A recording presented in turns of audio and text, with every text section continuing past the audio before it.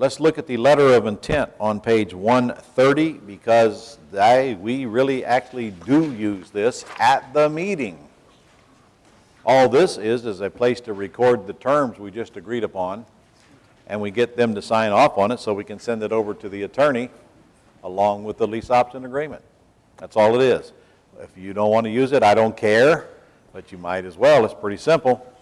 It just says that the monthly rent will be $1,500, and then it'll begin whenever it begins, and the purchase price is $200,000, and my option to purchase will expire June 30th, 2015. Now, this is a letter of intent. If I'm leasing a property I own, how do I know that?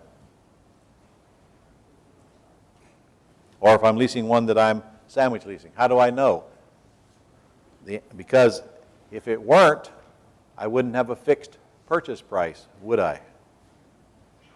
Would I? My purchase price would be the loan balance at the time they purchase it, wouldn't it? Which we're coming to here. It says they're giving me $10,000, and they're giving me $1,000 now and $9,000 at closing, and the first month's rent of $1,500 and $300 for the attorney. That's all it says. And then it says that I'm giving them $150 a month credit from the purchase price because I have successfully negotiated my down payment assistance program with them. And we'll get to that when I get to it, because there's an addendum in here for it. All right, on page 132 is new. We discussed this yesterday. What to do if the buyer wants to get a loan within the next year or two and wants credit for the assignment fee toward their down payment. I've laid it out for you step by step what to do. First, you lease option it from the seller. Then you locate the tenant buyer with $10K in this example. Then your company lease options to the buyer with a new agreement with the same terms as your old agreement, but you raise the purchase price by the amount you're collecting from your tenant buyer. In this case, it's $10,000.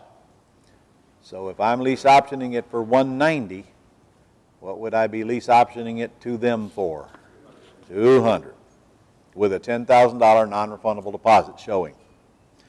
You then simply assign your lease to the seller and get a release from your original seller. That's it. Simple, with your attorney involved. On the next page, what to do if my buyer is ready to get a loan and there's still more owed than it's worth.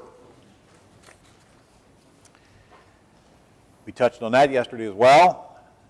You get the seller to sign an addendum that they will cooperate in a short sale at that time. Said addendum enclosed on page 134.